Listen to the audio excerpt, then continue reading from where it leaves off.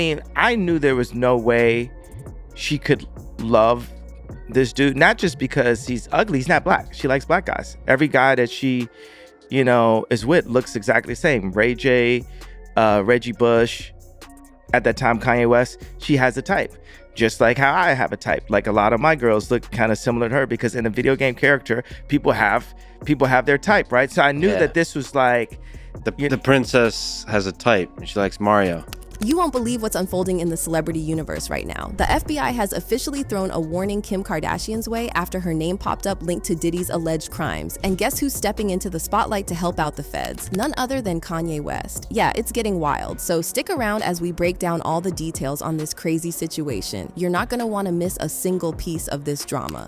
Breaking news, the Department of Homeland Security has just confirmed to CNN that federal law enforcement agents have raided properties owned by musician and producer Sean Diddy Combs. Just when we thought the drama around Diddy couldn't get any crazier, the internet has exploded with new claims that Kim Kardashian and her fam are wrapped up in this whole scandal too. Apparently, Kim's been more than just chummy with Diddy. She's allegedly part of this massive Hollywood cult that thrives off ruining other celebs and profiting from their misfortunes. And here we all thought Kim was making her billions legit through her businesses, but turns out those might just be a front for some really shady activities she's involved in behind the scenes. As you might have noticed, a bunch of celebs have started to get dragged into the light after Diddy's stuff began to unravel, showing just how deep their connections go. It was pretty clear from the get-go that Diddy wasn't pulling off all this by himself. I mean, you've got to have some heavy hitters in your corner to dodge trouble for this long. And while some big names like Beyonce, Jay-Z, and Oprah were on the suspect list, nobody really pegged Kim Kardashian as someone who'd get tangled in this mess too. But then, people started noticing some fishy stuff, like how Kim suddenly unfollowed Diddy on all her socials just a day before Homeland Security raided his place. That timing, way too perfect to just be a coincidence, and it's got a lot of folks thinking she knew something was about to go down. So, get this, Diddy started facing all these serious accusations back in November last year, but Kim Kardashian, just by chance, decided to hit unfollow on all his accounts a mere 24 hours before his place got raided. Seems a bit too timely, right? Looks like Kim and all of Diddy's circle might have gotten a heads up about the raid and wanted to distance themselves just in case the feds found anything sketchy. This is Kim Kardashian we're talking about. Everything she does is super strategic. Once people noticed her moves, they started digging deeper, and man, did they find some wild stuff. There's this explosive video that dives into how Kim and Diddy might have been mixed up in Britney Spears' conservatorship drama. Lou Taylor has been a name whispered among Free Britney activists for years, but until recently, Britney Spears' former business manager has managed to keep a pretty low profile. Recently,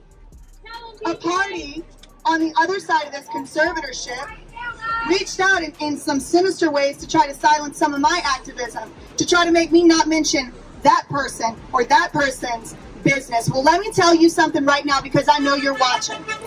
I will be saying everything you tried to do to me. It wasn't until 3 documentaries about Spears' controversial conservatorship came out in September 2021 that Taylor and her company, TriStar Sports and Entertainment Group, really got thrown into the spotlight. FX and Hulu's The New York Times Presents Controlling Britney Spears accused TriStar and Taylor's associate Robin Greenhill of going as far as to bug Spears' bedroom and secretly monitor her iPhone, claims that the firm flat out denied. CNN's documentary, Toxic Britney Spears Battle for Freedom, suggested that Spears herself holds Taylor responsible for many of the issues related to her conservatorship, citing a source who said Britney was fed up with the control Taylor and her company had over her, especially since they were making millions from her estate. Netflix's Britney vs. Spears delved into allegations that Taylor was a key player at the start of the conservatorship back in February 2008. After Spears had a series of personal issues, Taylor's lawyer sent a letter to the filmmakers insisting that it wasn't TriStar's role to push for or against the conservatorship. Aaron Lee Carr, director of the Netflix doc, said getting legal threats from Taylor or her lawyer was pretty standard for those digging into the story. Even Spears' longtime friend and former assistant Felicia Collada refused to discuss Taylor on camera in the Netflix documentary, saying, "I will not touch that one. She will chew me up and spit me out." But just who is Lou Taylor? Why do fans believe she played such a big part in restricting Spears' freedom during the 13 years of her conservatorship? Here's a quick rundown on Taylor. She started TriStar Sports and Entertainment Group in 1992 and runs it as president and CEO. The firm, with offices in both Nashville and Los Angeles, offers a slew of services like accounting, financial planning, and tax filings, and has handled business for big names like Jennifer Lopez, Gwen Stefani, and even some of the Kardashians. Taylor initially was the business manager for Britney's sister, Jamie Lynn Spears, from 2004. When Jamie Lynn got pregnant at 16, Taylor, a staunch Christian, suggested sending her to a faith-based residential facility,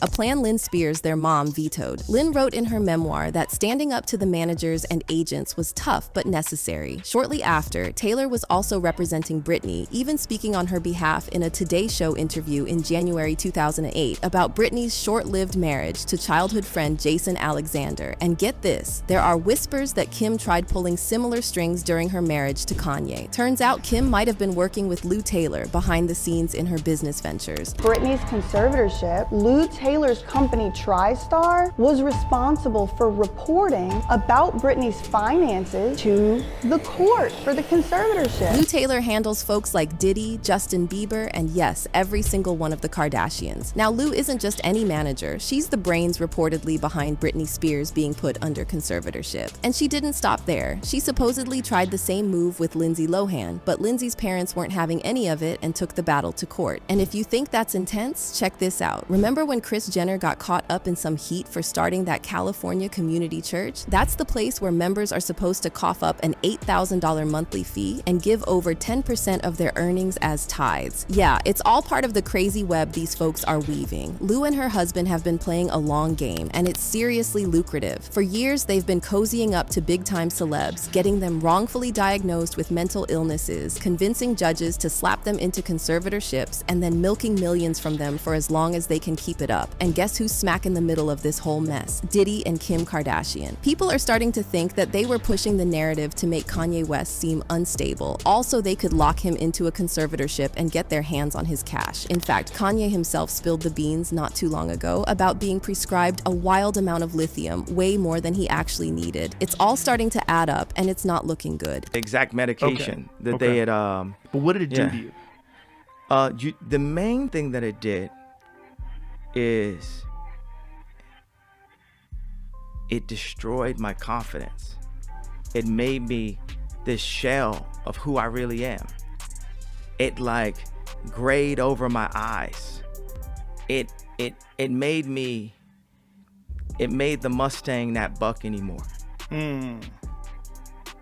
And if you all recall, during one of her court hearings, Britney Spears dropped a bombshell. She said her family had her misdiagnosed and loaded up on lithium, later using that in court to argue that she couldn't manage her own finances. While all this was unfolding during the height of the Free Britney movement, some of Britney's fans did some digging and found out that Kim Kardashian and her family had made a staggering $600 million from Britney's conservatorship. But it doesn't stop there. It gets even darker. People are now whispering that Kim might also be involved in Diddy's sketchy dealings. Not only is she allegedly profiting from the misfortune of others, effectively making them prisoners of the system for her own gain, but rumors are swirling that she's also teamed up with Diddy in his shady business activities. And remember that super controversial Balenciaga campaign Kim promoted? The one with kids holding teddy bears dressed in bondage gear like fishnet tights, leather harnesses, and chains, and one of the bears even had a bruised purple eye? That eerie photo shoot stirred up a lot of discomfort and speculation about some really questionable connections. Kim Kardashian dove headfirst into a controversial campaign, pocketing millions and promoting it to her massive following. She and Diddy, both strategic in their maneuvers, seem to navigate these murky waters quite similarly. Yet Kim manages to stay afloat by cleverly covering her tracks. An even more disturbing discovery was another ad for Balenciaga Adidas that included documents from the U.S. Supreme Court ruling on child pee. Following the uproar, Balenciaga sued the ad producers, North 6, and set designer Nicolas Desjardins for $25 million, citing their roles in the scandal. Kim Kardashian, a well-known face for Balenciaga, expressed her shock on Instagram, stating as a mother of 4, she was appalled by the campaign's imagery. She emphasized that child safety is paramount and declared she was reconsidering her future with the brand. Balenciaga, on its end, issued multiple apologies on Instagram, admitted the campaign's poor judgment, and emphasized taking legal steps to address the errors, including the inappropriate use of unsettling legal documents. The lawyer for Desjardins defended him, saying there was no harmful intent and that many products props were simply rented from a prop house. She highlighted that Balenciaga's team was present at the shoot, overseeing and even handling the props. This controversy hits Balenciaga hard, but somehow Kim walked away unscathed. Kim jumped right into this mess, raking in millions to push it to her followers. It seems she and Diddy are cut from the same cloth, but the only reason she's not syncing with him is because she's more tactical about her moves and knows how to cover her tracks really well.